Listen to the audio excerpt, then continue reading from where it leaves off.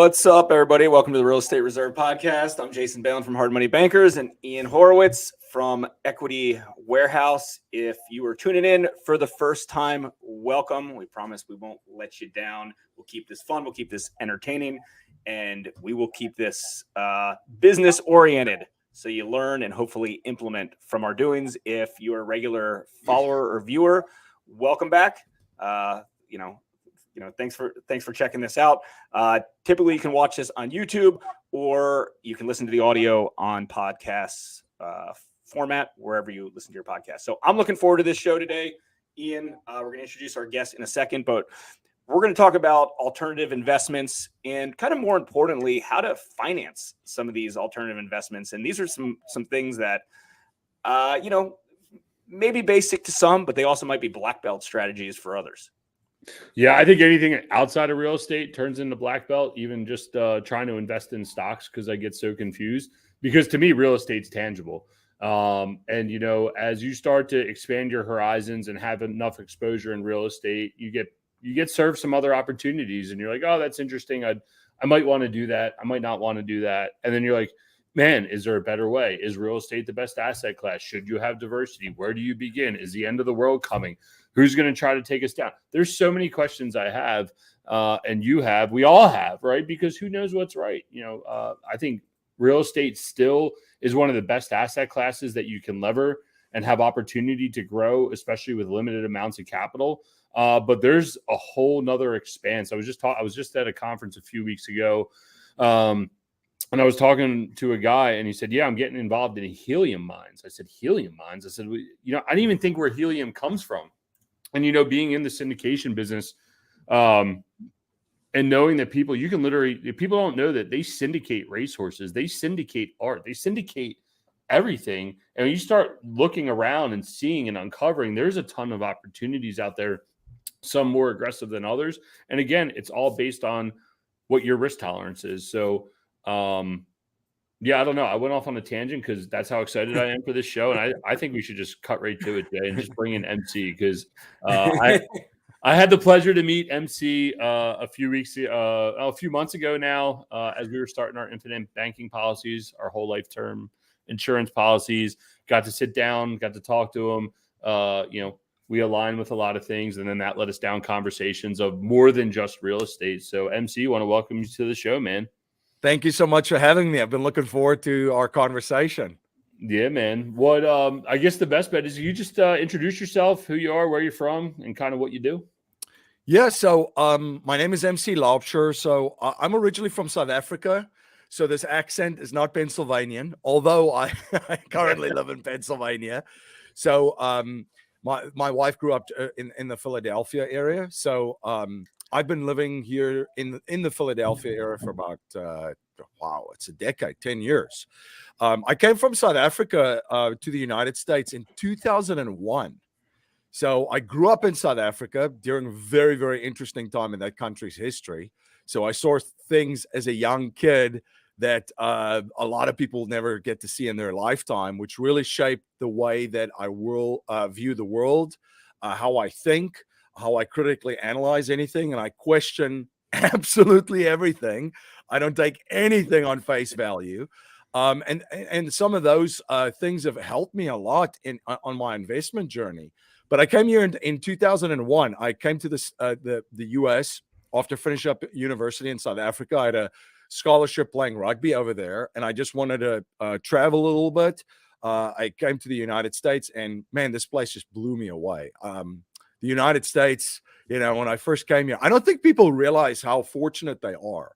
A lot of foreigners look at people that are born in the U.S. as like having won a lottery ticket, right? You literally won a lottery ticket because there's no limit to upward mobility in 2001. I mean, you come here with your ideas and your work ethic and prepared to do whatever it takes. And there's no limit what you can do in this country. I literally came here with a backpack, a suitcase, $500, a sense of humor, a sense of adventure. That's it. That's all I brought here. But if I have to reflect on it now, man, I've lived in South Africa 22 years, and by this weekend, I would have lived in the United States 22 years. So time flies when you're having fun. But my investing journey started in 2001. So I ended up playing in a sports league here, a rugby league, up until 2007. And I was a member of the United States men's national team squad, hoping at that stage to go to the World Cup in 2007, which was in France, the Rugby World Cup. As I was playing sports, a lot of people get into bad habits, right? Guys get in, play video games. They do all that kind of stuff because you're traveling all the time. You're either on a bus, on a plane, and so forth. So I was that guy reading economics books and history books because I had my majors were economics and history in university.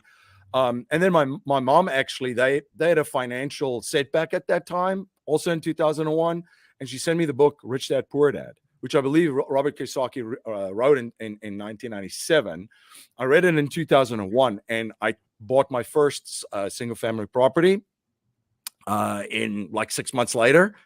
Didn't know what I didn't know, just took action. And I put tenants in it.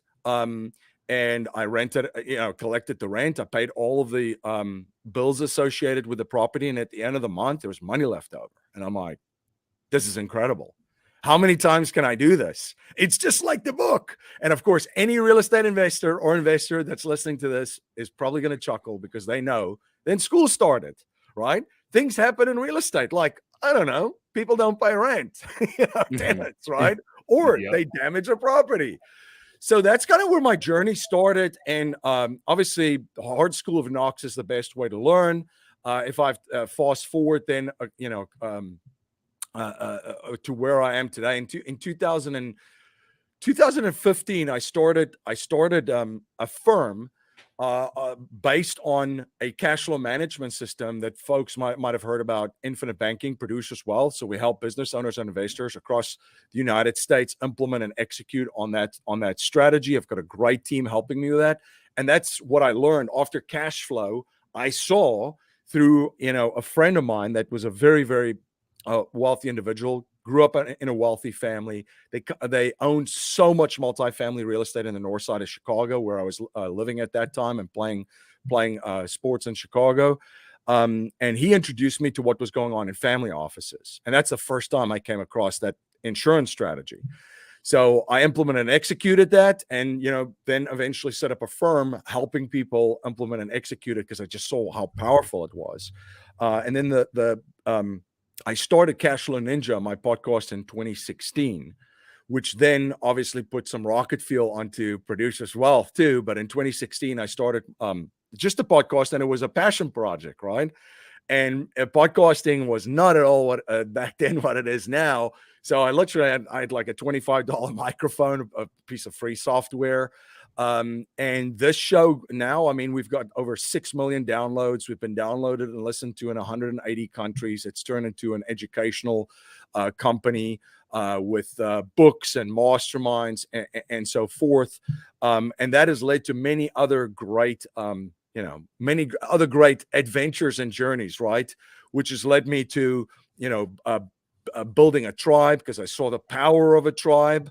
I saw the power of how a tribe can invest together and buy things. When I started my investment journey, I was just like a single guy, thinking I could do everything myself. And until I realized, man, I don't have to be the cash flow ninja. I can partner with other cash flow ninjas that are crushing it. And that allows me to diversify in a lot of different asset classes, and then get to invest in the best deals, in the best markets, in some of the best asset classes. Yeah, let's talk about some of those asset classes. I think that will be really entertaining for a lot of folks. So your first property was a rental property. I'm guessing you probably did a few of those. Yep. Until you kind of got kicked in the teeth and be like, do I really want to be doing some of these things at scale? Like, this is great when you could micromanage it yourself and you wanted to be a one-man band. But as we all know, as we grow, sometimes there's other advantageous ways to get a bigger return your buck. So like, what would you say was your next asset class that you ventured into after your single families? So while I was playing rugby in that National League, this friend of mine that owned a huge multifamily portfolio in the north side of Chicago, I was unemployable at that stage, right? Well, where are you going to find any employment when you're like, listen, I'm going to travel most of the time and just, get tackled and show up on Mondays with black eyes and bruises and that kind of stuff. Not a lot of people are going to employ you. So actually, this friend of mine and I started talking. I said, I'm really interested in real estate, and I just bought this one property using some of the money that I made playing sports at that time. Um, and I was very interested to learn more about it. And he gave me an opportunity. He's like, listen, you can fall in whenever you're in town. We'll start you right at the bottom and learn the game. I literally started picking up trash on on all of these properties. That's why I started. Working part-time to eventually being part of a construction crew, helping them turn over apartments, to then doing leasing for them, renting out all of these units, to eventually doing some property management. And I think I managed at one stage over 500 units. And then I got a brokerage license. I became part of his acquisition team. So I learned the multifamily business literally from the ground up. And one of the things that I realized is, even with my little start in single family, I'm like, this is just the same amount of energy. These are just bigger deals. So why don't I pivot and then find a way to partner with people that are already investing in these great deals, and then going into multifamily. So multifamily has been like a cornerstone of one of the asset classes that I'm in. I also like the equity side, and I like the debt side too for diversification. But that's been just a great churner, right? If you buy in the right markets, if you buy, in the right part of the cycle, if you finance it right, if you've got great partners and you've got a great team and you've got great management in place, you're going to do really well there. So I've really enjoyed that asset class, and it still is. I mean, if you look at the market out there, people are going to need a place to live, right? They're going to need affordable housing. So it still fills a big need there. So I've always enjoyed that asset class, and having that in place to produce cash flow allowed me to focus on other areas. And eventually, through the podcast, that just put everything on steroids, as you guys probably know, with all the different conversations that you had. But I've interviewed, close to, 900 people just in many different niches. So I've kind of looked at other different niches, which will allow me to diversify, because I believe right now, Ian said something that really resonated with me, where he said, we all have blind spots. Not everybody knows all the answers. So one of the things that you can do as an investor in a time where there's a ton of uncertainty right now, there's a ton of disruption, there's a ton of chaos, is having diversified income streams, have many places where your income's coming from, and asset classes, right? No doubt. No doubt. Yeah, that all makes sense. And, as we started doing bigger deals, that's when you start seeing people co-GP, LP into deals. Jason and I have worked on both sides of a lot of our larger deals, and then him bringing in other people saying, hey, I got some investors that want to do X, Y, and Z. We have investors.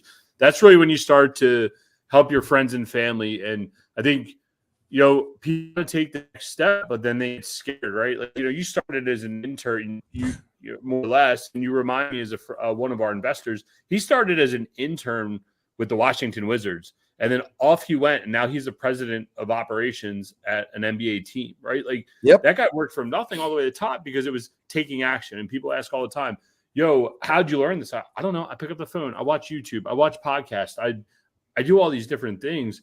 I mean, as of today, where do you think the best place for someone that's looking, and we're going to get into some of these other assets such as oil and gas and other stuff like that, but people who want to just go from single family to commercial real estate, where should they even begin to look, or like, what gave you that, like, hey man, I got to try this. Like, I got to get away from the single family. I got to go, Yeah, that's a great question. And I would say this, one of the things that has really helped me a lot is the immigrant mentality, where I will do whatever it takes. So at that stage, when my friend was like, well, you can fall in with the crew here and start picking up trash, I'm like, done. I'll do whatever it takes. I'll learn the business. I don't care if I have to start picking up sneaker like wrappers, on a multifamily property. That's where I'll start, and I'll start there, and I'll work my way up. How do you work your way up? You become a valuable person to people. So when you make that leap, right, and you're trying to get into a different asset class, you have to do inventory of your skill sets and your capabilities and your network. So obviously I didn't know anyone, and sports helped me to learn and get to know a lot of people. But I networked my butt off during that time. And at the same time I was doing that, I was learning everything that I can about real estate. I was going to meetups, and that's the other thing. People are like, where do I start? Go to a meetup. There's always successful people at real estate meetups. And guess what? Successful people are always looking to share because they started in the exact same spot, most likely where you are. So I just looked at what skill sets I needed. So, if you can market and sell, I mean, the world will open up to you. I realized that at that point. I'm like, all right, those two skill sets will make you a person of value in any capacity. If I have to lease apartments, if I can market and sell, I'm gonna fill up apartments for someone. So in any capacity. So I worked on skill sets that made me a person that could become valuable to others, that they want to partner with. And if they took a chance on me at that stage, because you can either bring obviously your sweat equity or money. And at that stage, I didn't have a lot of money. So I knew I had to like really bring it on the sweat side, right? The sweat equity side. So, and then when you do get an opportunity, it's your time to shine. You got to produce. And when you get in a game like that, and I think here's a big takeaway for folks that are on this exact same situation right now. When you get in the game and you crush it in the game that you're playing, guess what? Other people that are crushing it are going to invite you to more games. And you're going to start to play in more and more games. And before you know it, it's like a flywheel. You started in one deal where somebody brought you in and you brought some capital to the table. It's not just only financial. Your sweat equity is also a form of capital, your skill sets, capability, and your ability to hustle and your drive. But you got to crush it. And then when you do that, it'll become a flywheel because people now are looking at you and saying, man, this guy's huge on this deal. We got to bring him in on this. We got to bring him on this deal. And before you know it, it's a snowball effect. And, now you're in 5, 10, 15 deals. And you look back, how did that happen? Well, I became someone of value, and by the way, I'm an LP in a lot of deals too, as well as GPs. LPs bring capital to the table. That's something of value. If you're in a GP capacity, obviously there's other things that you got to bring to the table. Sure. And that's how what you just said is exactly how your sphere of influence grows, right? You start small, you start in your current circle, and then all of a sudden, hey, you branch out and you bring in this partner on a deal, and then you're in their circle and you're in their circle. Like the difference between where somebody is now compared to where they could be is not all that far away. It's just, you got to be in that sphere. It's the difference. Funny quick story. I'll never forget this because this kind of relates to this.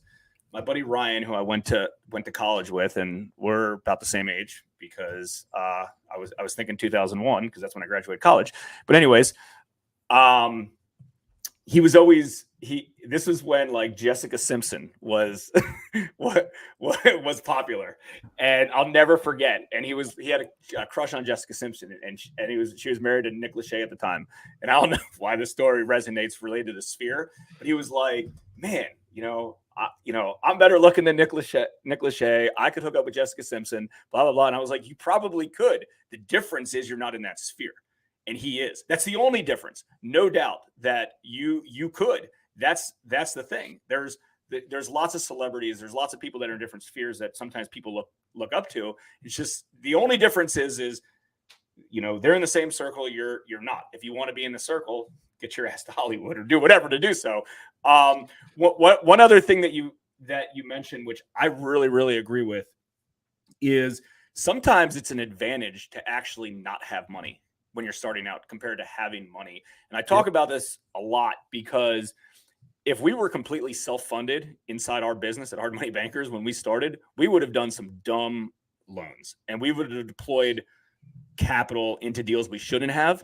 But by not having any of our own capital in deals at the beginning and starting from scratch, we had to put in the grit, the hard work. We had to go to every darn meetup group, went to every meetup group every night, created a huge database. After we went to those meetup groups, then that turned into us speaking at events. After we started speaking at events, then we created our own event. Like if I had whatever millions of dollars to start deploying, I would have skipped all the hard work and I would just thrown money at something. And I think that's one thing to think through. So don't be discouraged, obviously, if you don't have any money, right? But even if you do have money and you're ahead of everybody else, pretend you don't and pretend because typically people are a little bit more risky with their own money than capital investors' money. So it's something to think about. Those are great points. I mean, it's a gift. Not starting with money. It was absolutely a gift because now you gotta bring something else to the table. This is the thing about investing too, and I keep telling people this right now that 2012 to 2022 was a great run for investors too, right? Think about it in the commercial real estate space. Great run. And right now, I would argue for the next 5 to 10 years, it's not going to be that easy. It's not going to be that easy. Are there going to be deals? Absolutely. Are people going to be able to find deals and do well? Absolutely. But you need the skills to get through this, right? So the people that didn't start with money, they had to skill up and just really, really put in the hard grind. So they have the skill set right now, right? And they know how to operate these deals where there was a lot of folks that came in when the wave was really going that had great social media accounts and was doing a lot of stuff. And they got into a lot of deals, but you're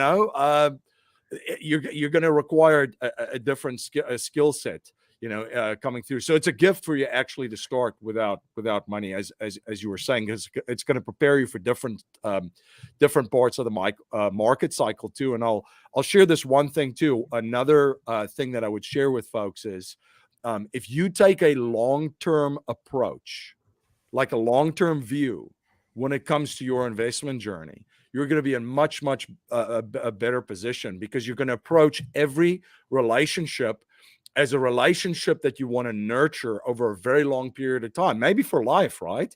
You guys know how these things work out.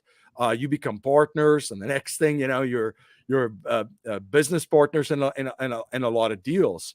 So don't look at short-term gains or short-term hits, because there's a lot of folks that just want to get those dopamine hits and post a little picture on social media and all that kind of stuff.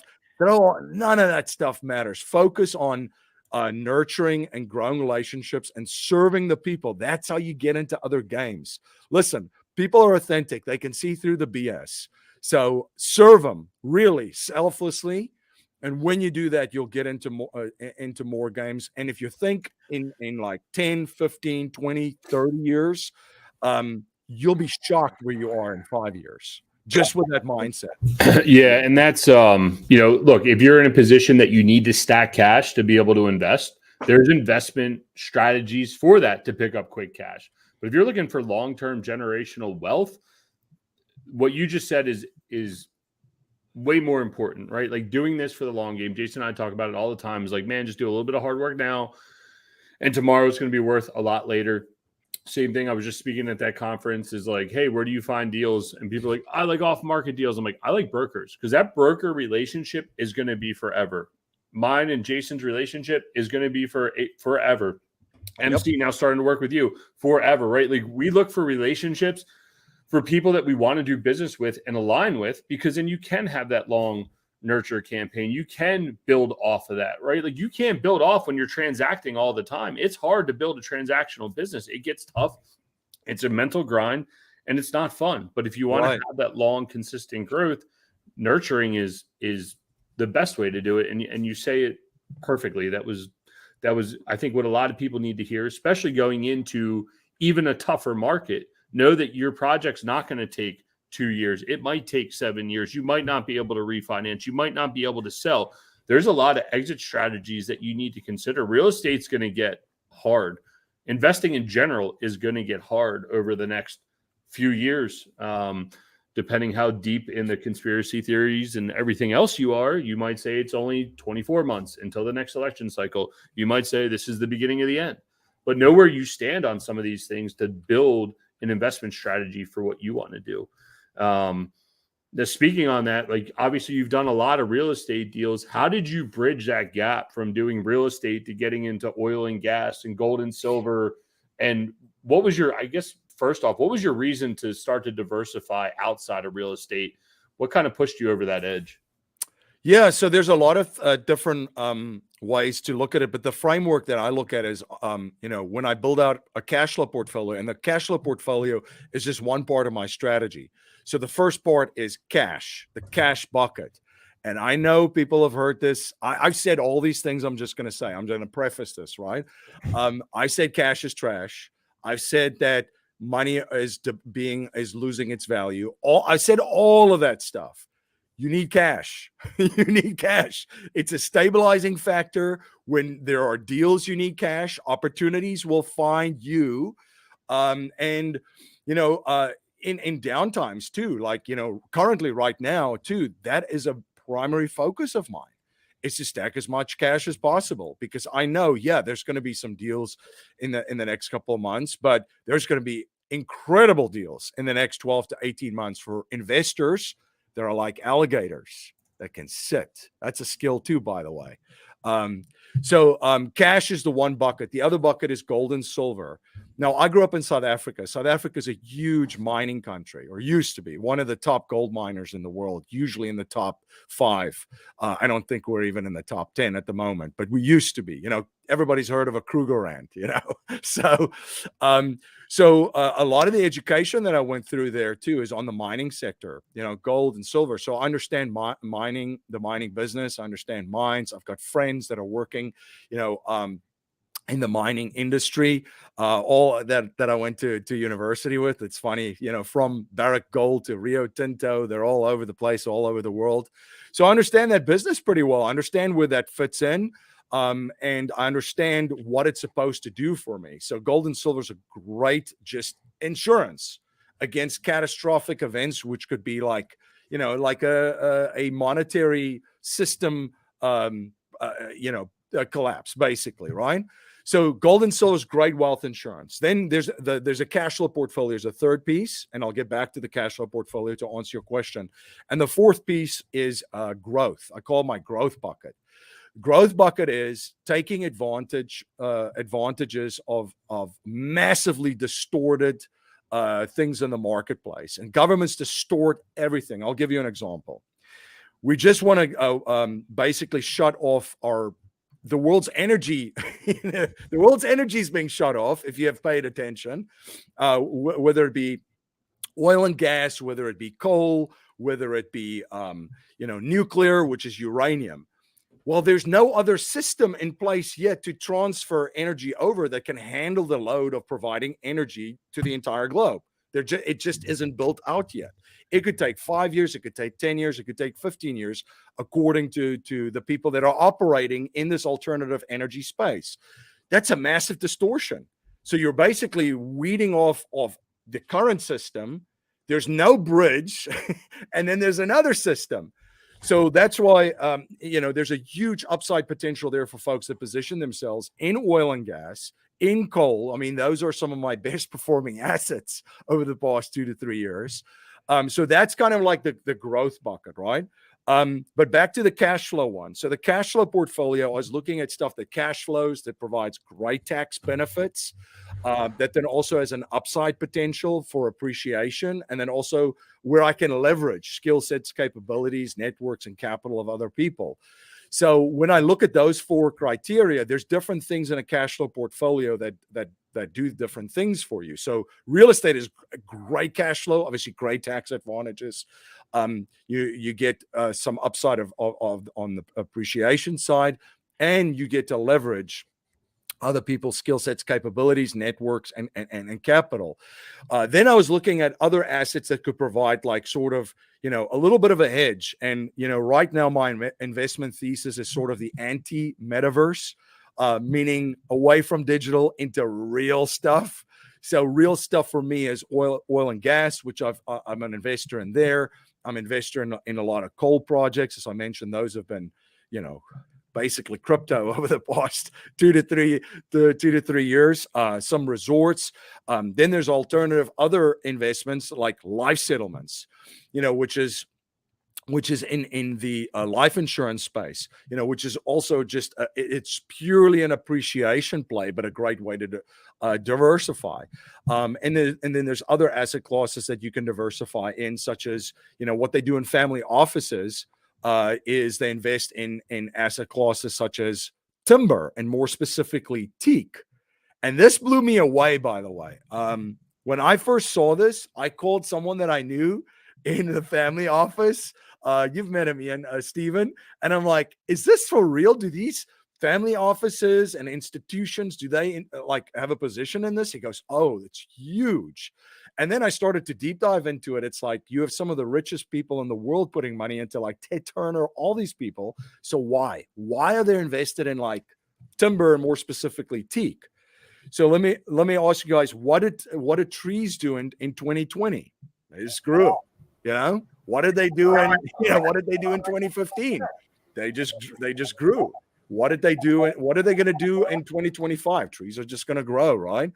So it's a great hedge against, any other volatility that's in the world economy, that's in the marketplace. And it provides great cash flow, and it's a very, very long-term strategy. So it's a great hedge, a stabilizing kind of component in a cash flow portfolio.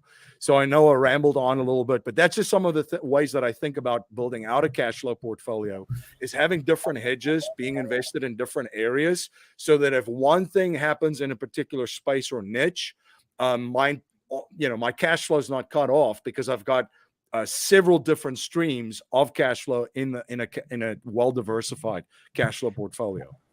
And are most of these assets that you're investing in, are you owner operating them, or do you have other operators? And if you do have other operators, how important is the asset versus the operator? If you get where I'm getting at. Oh yeah, absolutely. So there's no possible way I can be an operator in all of these. So that's kind of where I find the cash flow ninjas, the players that play at the highest level in their niches. And then, I look at the operators, it's all about people. So, and I get to know, like, and trust people. I'm looking for a long-term relationship, as I said, with folks. So I watch them, like I said, get to know, like, and trust them, see some of the deals, meet some of the other investors. And then eventually, I look, if I wanted to move into an asset class, I know who the operator is, because I've, through the networking with different people and talking with different people, already identified them. So, and then I kind of do it that way. So when you're people. Yeah, sorry to cut you off, but like when you're unwinding that, so obviously they've given you a pro forma or an underwriting template of some sort, and you're like, cash makes sense. Then you're vetting the operator. How much are you spending on time on like actually going through like a deal and saying, all right, well, the timber thesis is it's going to grow for 20 years and we're going to have a massive exit when they cut it all down. Like, How much time are you spending there versus how much time you're spending getting to know the operator and understanding where the investment came from? Yeah. So that's a great question. So I always start with like, there's a lot of people just in my network, and I've met people from, you guys talked about syndicating stuff. It's from art to, it, or you just name it. I've come across these people, data centers, parking lots. We could go on and on. So I've met a lot of people, and that's the nice thing about my podcast too, by the way, is the same with you guys. You get to interview people in different niches, and you get to, kind of learn more about them, how they see things, how they view things. And then also, you build relationships through that too. So number one is I network. I know a lot of folks in all different kind of spheres. Then I have a thesis. Every year I sit down and I basically write out what I think is going to happen in the next year. I just put one of those reports together. I'm actually recording the audio version of it, of 5 forecasts for 2023 to 2025. And once I have that, it helps me kind of like put all of my thoughts on a page and kind of organize it. So it's a great exercise for me, but I get to now share that too. And then I come up with an investment thesis of where I think is going to be places or areas that I think I need to position myself in. And then, when I've identified that, I already know a bunch of people in those areas that I most likely want to position some capital. And, when deals come up, of course, the timing has to be right on every end, right? You have to have the liquidity on hand when a deal is ready for that. And with business owners and investors, it's feast or famine, from time to time, as everybody that listens to this can relate to. But yeah, and then the deal, once I already know the person, the rest of it, yeah, I still do my due diligence and I run through, because there's some people that, I would trust them with my money 100%, and I would just give it to them, and I know that they're going to take that and do well with it for me, because I know them, and I know, I just know them as a person, their the values, their principles, their beliefs, and so forth. But I still do my due diligence. There's a lot of folks that I have shared values, beliefs, and principles, and I would write them a check, without even looking at anything, but I don't invest at that time because there's something that didn't make sense for me at that time. So it is a process that I go through. But, this is the great thing about being an LP too, because a lot of people always just want to be on the GP side. And now if I look at my deals, I'm actually in more LP deals than GP, because again, it's a lifestyle thing too. I want to be able to focus on the stuff that I focus on and invest with the cash flow ninjas. And if I've done my homework and due diligence, I trust those people to take care of my money, return it to me, and generate, great profits. Yeah, you're going from asset manager, right? Like when you were doing the deals, up to investor. Like I think everyone wants to be the investor. There's always that, Jay, what is that one? The Coke one where the CEO makes 50 million, but then Warren Buffett makes 400 million, right? Like, cause he's the investor and does way less work. And I think a lot of people, especially in real estate, and that's why I'm really intrigued, and we're selfishly, like you just said, selfishly interviewing you to get into your brain. But it's almost like I don't know enough about timber. I have to trust these guys. Whereas like real estate, most people are like, fuck it, I'll do it myself. Yeah. And then they never grow to that next level of being like, I need to treat myself as the investor and allocating our family's capital. And actually, Jason and I have been talking a lot about that. We started this whole podcast on basically we'd have hour-long conversations literally every day. And we're like, dude, other people need to hear this. But these are the things that we talk about, that we worry about, and trying to figure out where to allocate. And it's like, yeah, we're heavy in real estate because we understand it. But I know Jason's taken more steps outside of real estate than I have. But it's very interesting to see how to deploy capital in other asset classes. Yeah. And there's so many different ways and strategies to invest in an asset class, right? And first you have to know who you are and what you're comfortable with. I'll share an example with you guys. So a lot of people have heard of blockchain and crypto, right? So when people think crypto, they think crypto kitties, NFTs, and doggy coins and Elon's tweets. That's basically when people think crypto. They're like, oh, that's just a gamble and a casino and all that kind of stuff. Well, that's one aspect of it. You have one aspect of it is the general public just buys something and hopes it goes up, right? Like with any asset class, right? Then you've got the professionals, and there's professionals that trade. Now, I'm not a trader. I like to learn about trading and understand kind of like, technical analysis to a point. I don't have to get into the weeds, but kind of just have an idea of how to read what's going on in any marketplace. If you analyze data, which you have to do as an investor, I'm good on macro, but technical, I did a lot of work on that over the past 3 years, but I'm not a trader. So I'm not going to go and trade crypto. So what are some of the other professionals doing? They look at this and say, This is an ecosystem.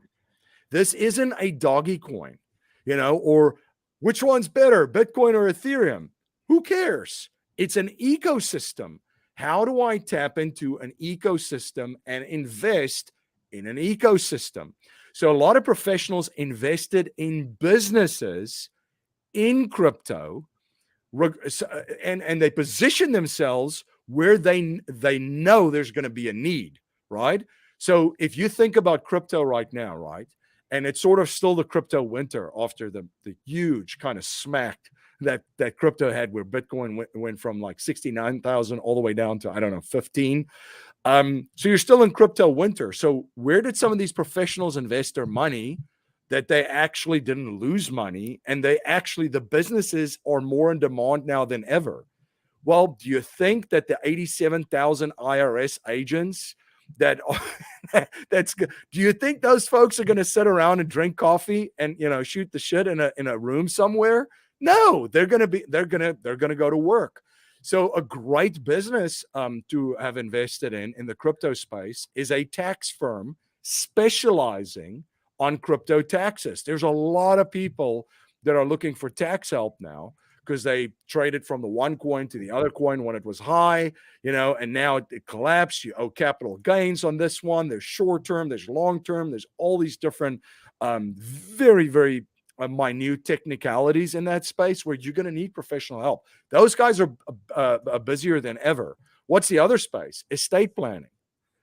How do you, if you bought a doggy coin and it's sitting on a cold storage wallet, how do you give that to your descendants or your kids or your grandkids? How do you pass it on? I don't know. I don't think anybody else know, but somebody's figuring it out and building a business around it.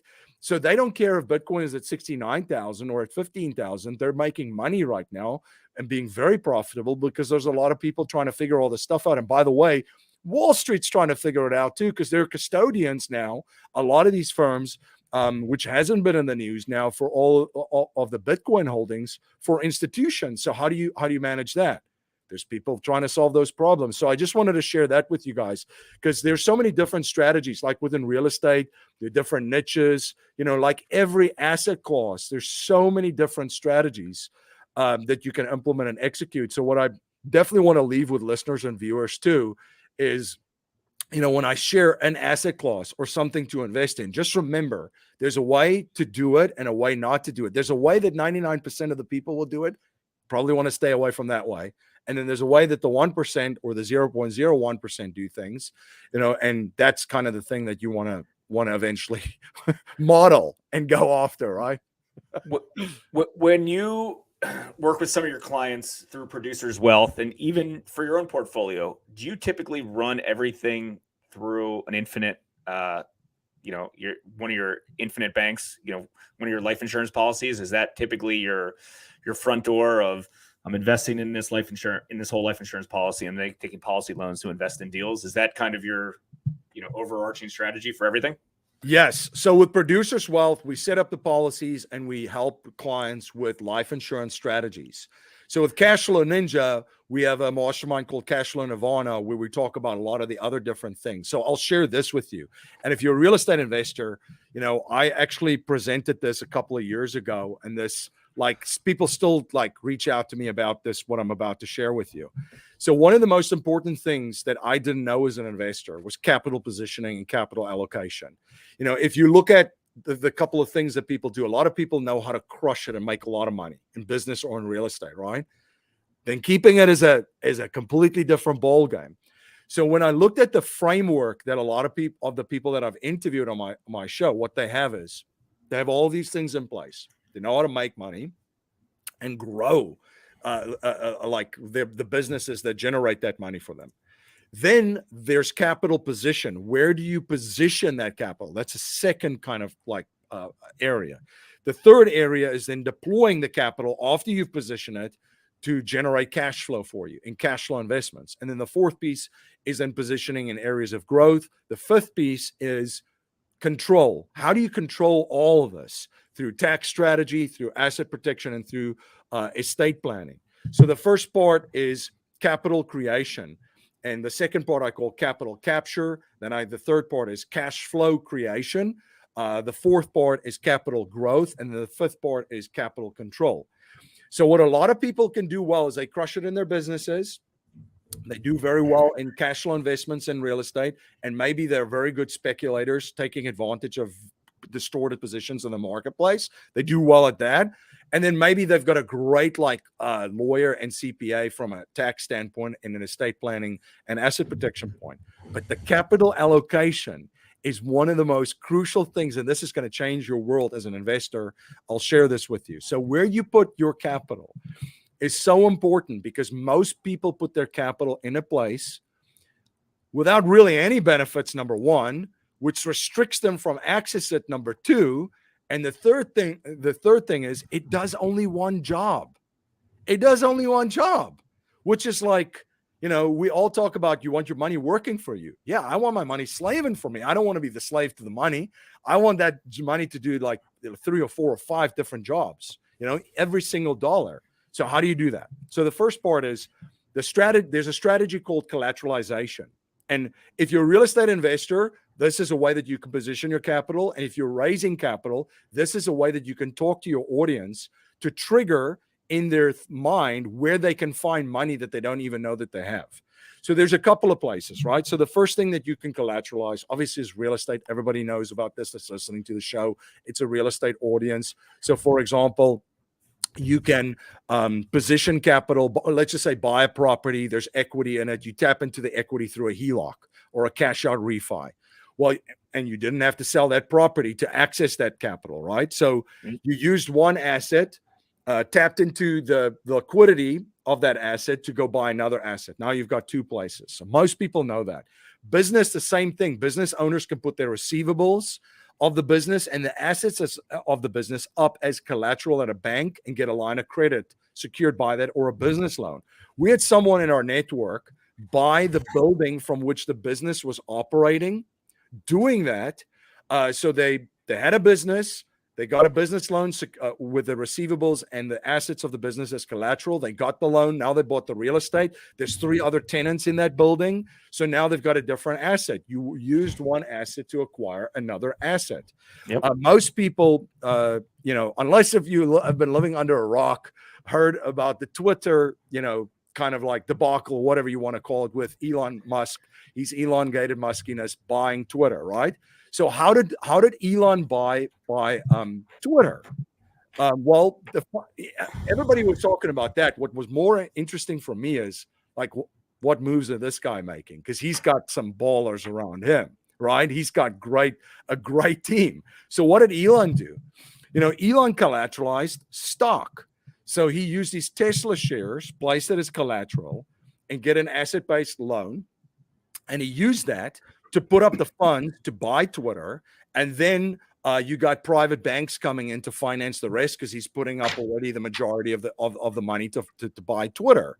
So Elon used Tesla shares, which he didn't sell because that would be a taxable event, got a loan secured by those shares, and he understands margins and managing margins and all that kind of stuff. So don't try this at home, kids. He placed that into the deal, and now he owns another business. He literally used essentially the one business, Tesla, to buy another one. And he's done it. There was a lawsuit. Somebody sued him. This is the stuff I do in my spare time, by the way, guys. They sued him in like 2018. So he had to disclose it. And it shows all of his asset-based loans. He does this back and across with all these companies, whether it's Tesla, whether it's SpaceX, whether it's the Boring Company, Neuralink with the brain chip stuff, and then also Twitter. So that's how you can use it. And then gold and silver. I've personally done the gold and silver thing. You can only access to 50% of the value of your gold and silver with a custodian and get a loan secured by your gold and silver. You can do it with art too. There's institutions who will lend on art, very specific art. One of my mentors, we're talking now like 20 years ago, in the 70s, he used to put money in banks with CDs. And then let's just say put $100,000 in a CD with a bank, because it was paying double digits, believe it or not. And then he would go back to that bank and say, can I get a loan secured by that CD? They'll give him $90,000 secured by that. So the money's growing in his CD, and it's also now being used to buy real estate, using one asset to acquire another one. And then crypto, you could do the same thing with crypto. Don't try that one at home, kids, too. A lot of people got their fingers burned with that one in the crash. But you could do the same thing, get up to 50% of your Bitcoin holdings. Michael Saylor from MicroStrategy, he does that a lot. These are all great. By the way, if you list all these things with people, and you could throw in obviously your self-directed IRA there, somebody's going to find money in the audience that they didn't know that they have. My favorite strategy is the life insurance one, which nobody would even put on this list. And I prefer the life insurance because there's not a lot of moving parts. The money is guaranteed in there. It's growing tax-free. You get a dividend with a mutual insurance company. You get up to 95% of the value of your cash value. Compared that to gold, right? And silver, which is 50%. And most of your asset based lending loans with your stocks is kind of similar to that, 50%. So you get up to 95%. There's no margin calls. If there's a stock market crash, then nothing happens because nothing happened in your account. You still have your cash value there, and you still have your loan, which you're now using to buy other assets. So the loans are tax free, and of course, it has asset protection in almost 50 states. Death benefit there for your family. I mean, it's one of my favorite ones. And I just added another policy, by the way, in December too. So I eat my own cooking without throwing up, as I say. We got 11 of these policies in my family, and that's my go-to. Yes, I've done some of the other things, but I've never done this. By the way, and I'll finish with this. When I made that speech, I think it was like 2019, I did this at a conference. Somebody came up to me afterwards, this old man, and he said, "Are you telling me I can borrow money using the cash value in my whole life policy to buy real estate?" And I said, "Yes." He said, "I have over $1 million in like my two policies combined, and I didn't know that you can do that." And I said, "Well, there you go." now you're self-funded. $1 million. Now you're self-funded to do all your deals moving forward. Dude, I think something that hopefully people took this as well as you a whole concept that should be broken out over days, but the fact that you can make your money work in two different locations, that's what opened my eyes. And it was like the opportunity cost of the money of sending it out somewhere else and not being able to utilize it again versus the way you present it to say your money can work in one or two different ways, man. That it is so powerful. It's powerful enough that Jason finally took the dive in. We'll see which way he goes. He's I'm in. I looked into it for 3 years. I never had that aha moment because I was like, what am I missing? What am I missing? And finally I did have that aha moment. I was like, this is a no-brainer. Yep. Yeah. And a lot of people are being told too. And this is a very good, very powerful point that I want to make now that a lot of people are talking about in my network. A lot of people are told, hey, just max out your 401k or an IRA, set up a Roth, that kind of stuff. Well, now you've completely handed over control of that. So if you're a real estate investor and a business owner, wouldn't you want your money positioned so that you can grow your real estate portfolio in your business? Makes sense. A lot of people are like, hey, I want to be financially free through real estate. All right, where's your money? Oh, it's in a 401k. And I keep maxing it out because there's a match or something, right? There's always like something that they add on to that. And I'm like, but it's two separate things. How do you bring these two things together? You want to cash flow real estate, but you want to keep handing over your money and let it out of your control. And the other thing too that I'll mention is, from a tax strategy standpoint, right now where we are in the world, and especially in the United States, right? If you look at the United States, most people won't believe this, but we are still historically low from a tax rate standpoint.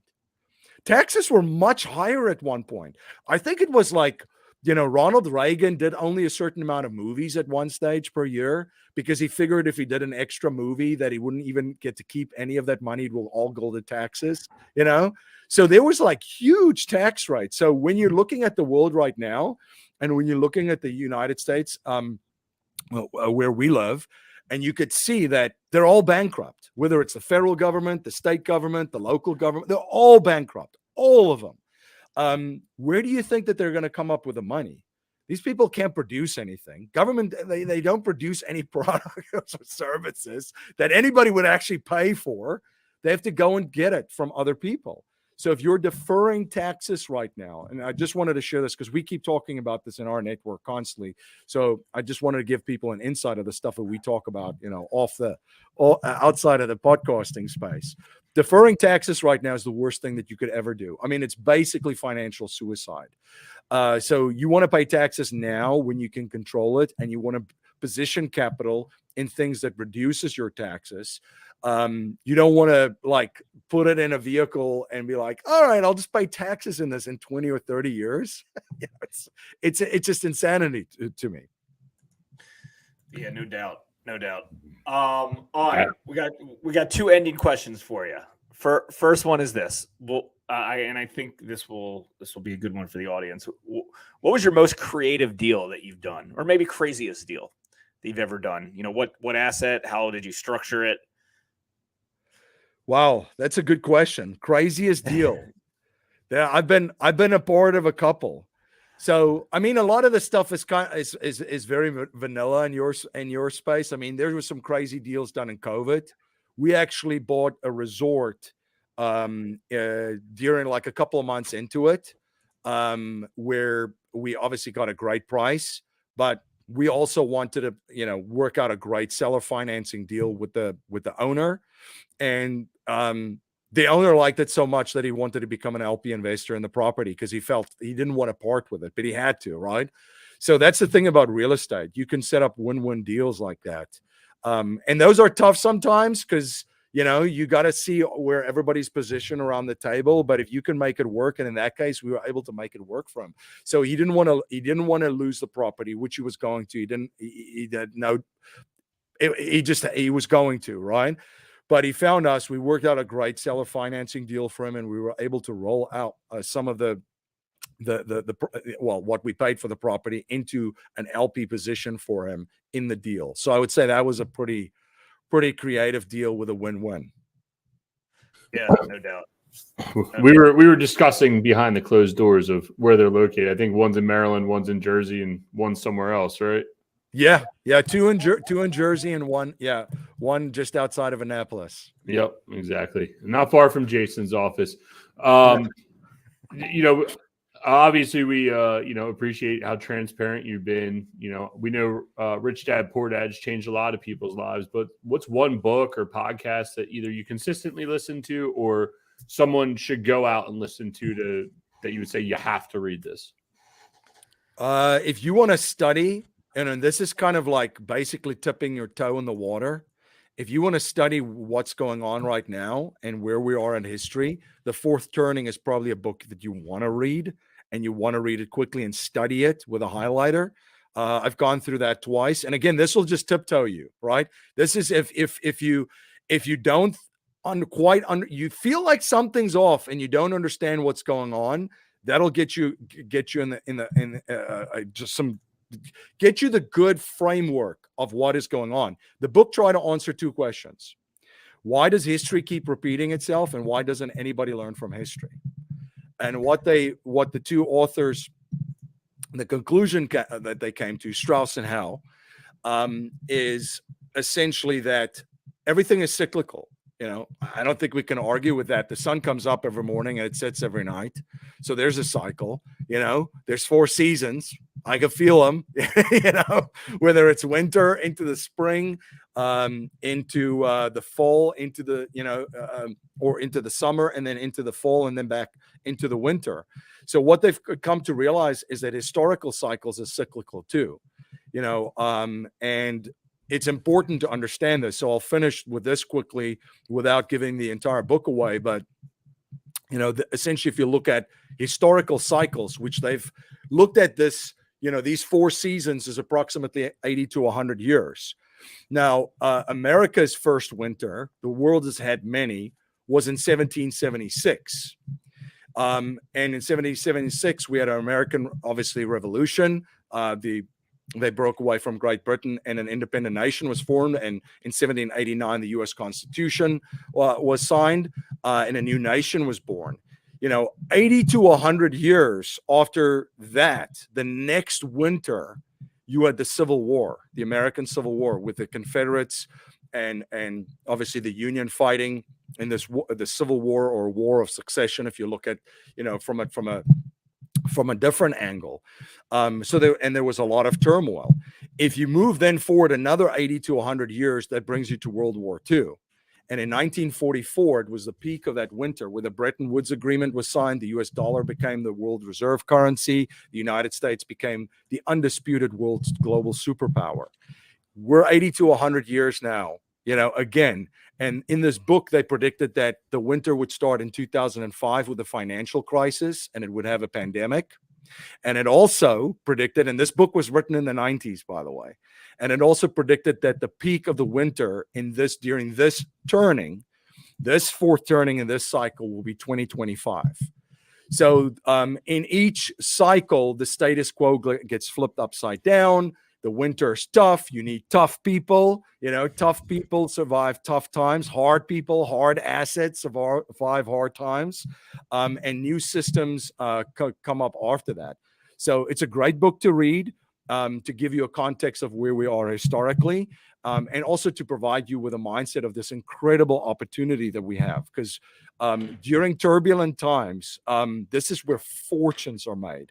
And if you can turn many challenges and problems into opportunities like entrepreneurs and investors, you're going to make fortunes during this time where a lot of people don't know what's going on and what's coming next. So that's the book I would recommend. I didn't want to ramble on for a little bit, but I just wanted to give some people context of why I believe it's an important book at this time. Yeah, that's great. I just brought that up in my Audible account as I was listening to you. Get that downloaded, throw that in the queue. It's only a 6-hour book, and if you can listen to books in 1.2 or 1.5 time, you get that done in a day. That's one car ride for me. I'm in. So Ian and I share reading lists. Typically we'll do a book a week, and we'll circle back. It's great. Hey, MC, we really appreciate this. This is great. This has been extremely good content. Certainly appreciate it. What's the best way that everybody can find you? Cashflowninja.com. So cashflowninja.com is where everything's Cashflow Ninja.